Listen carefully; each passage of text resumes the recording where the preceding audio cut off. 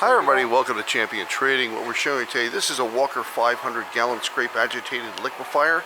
It's in 316 stainless steel. You'll notice it's in need of its drive for its liquifier head. It requires a 25 horsepower on this particular model, per the drawings. It's a jacketed unit.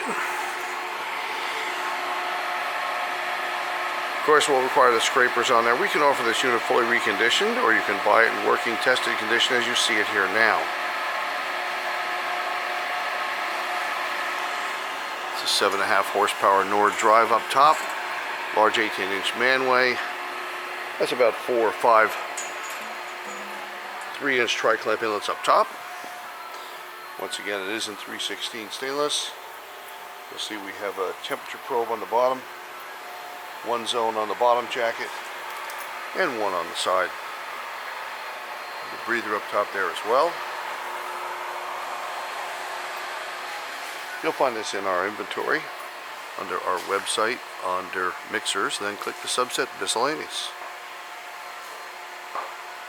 Please visit our website at www.champtrading.com, and we look forward to hearing from you. Thanks for joining us for this video today.